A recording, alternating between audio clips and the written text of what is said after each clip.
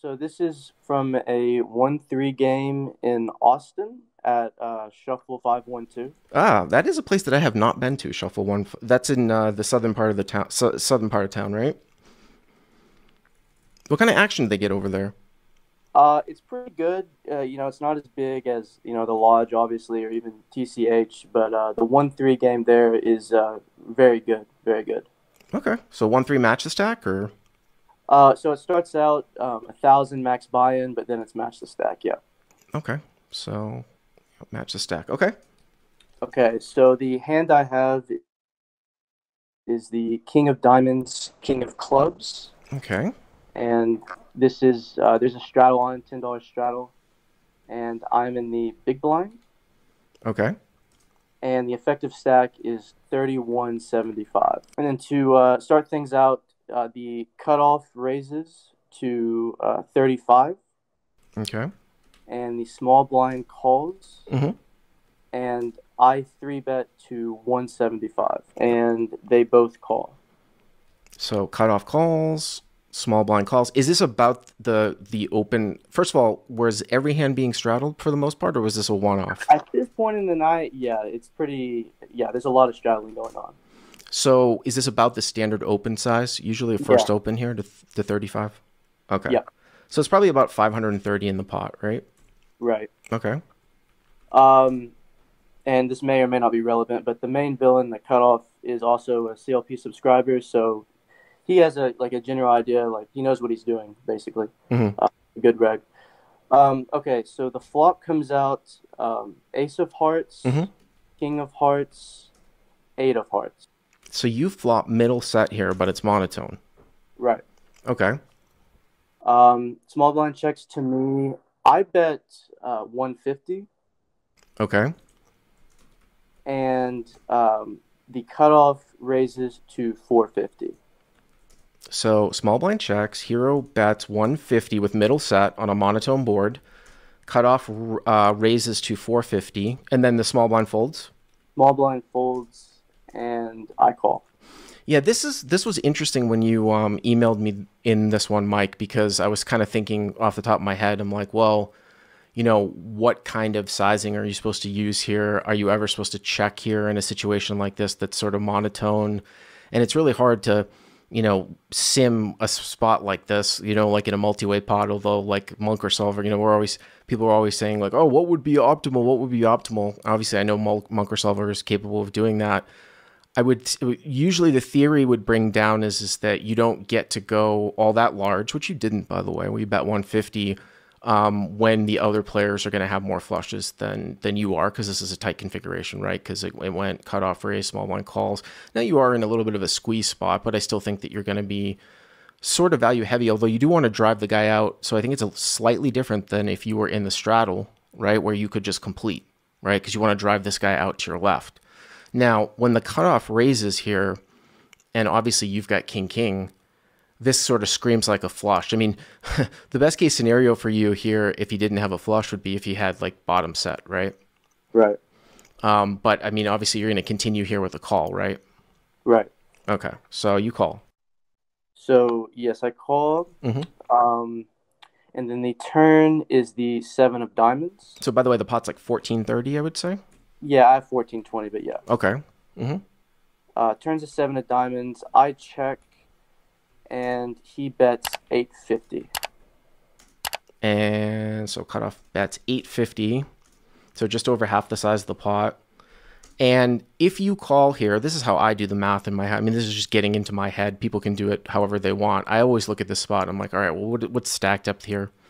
Obviously, we don't want to go crazy here. We have stack depth. If I call, the pot's going to probably be like 3,100. How much money do I have left in my stack here? It looks like you might have what, like 16 or so, something like that, but half the pots. So you definitely have enough to call, right? To just call.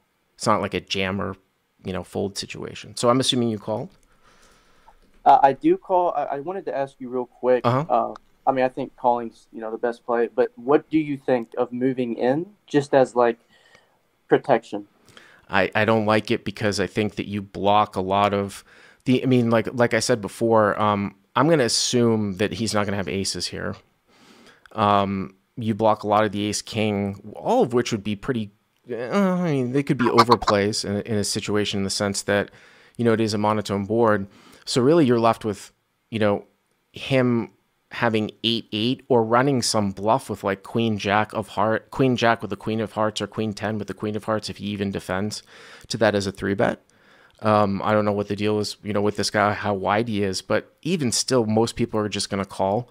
Because, I mean, when you fire this board, the first thing that pops out people's heads, you're going to have aces, you're going to have kings, you're going to have ace king, something like that. So I think that if you take a look at the 3 combos of 8s here, there's many more combos of flushes here that he defends with, right, pre-flop? So I would just call to answer your question.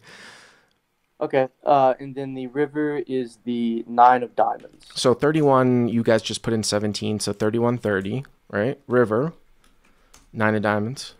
And then I check, and he moves in for 1,700. So 1,700 into 31-30. And you're saying that this guy's a Crush Live Poker subscriber, right? Right. And what that would tend to mean to me is that he's probably at least a studying player. I'm assuming you haven't really seen him do much, right, out of line or anything, right? Right. Yeah. I mean, he'll do some, crazier bluffs, but I mean, this would be kind of crazy because he's aware that, ace king is out there, so I could have aces, kings, all that. So right, he would know that you have those hands, ace king, right. aces, kings. Oh man. Boy, like what kind of bluff would this ever, well, and the other thing though too, the other one slight thing that I would say is that I think it's possible someone could have 8-8 here if they think that you would just hold on with ace king. Right. It would kind of be a little bit thin, but at the same time, the other, this is just throwing something out there. Jack 10 off shouldn't really be a defend here, right? Yeah. I was just looking at like Jack 10 with the Jack of Hearts. It's just one little subtle thing that where there was a backdoor straight that came in. Once in a while you sort of, back into that.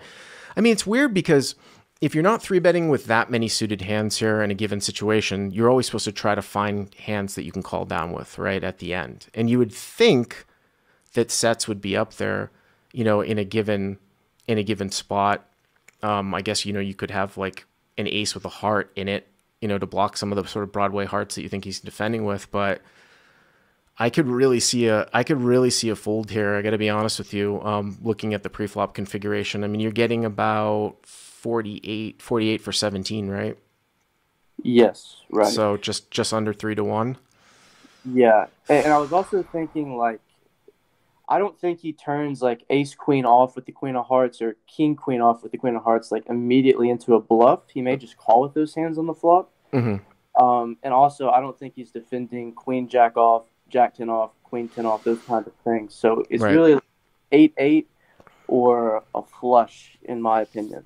Someone saying ace queen with the queen of hearts. I mean, does that hand start a bluff like this and then go for raise on the flop and then just barrel through to try to, I mean, it really seems like you have ace king plus here. You know what I mean? Ace queen with the queen of hearts. It's really, really going down the line there to be where it's just very, very uncommon in this game. Yeah, this is a pretty gross spot, but I got to tell you, I can get on board with a fold. Yeah. Mm-hmm. Okay. Well, I thought about it for a bit. I even showed him my cards and all that, but I did end up making the call. Okay. And I was just thinking if he had pocket eights, I'm going to hate myself. But anyway, he did have 10-9 of hearts. He flopped the flush. Yep. Yeah.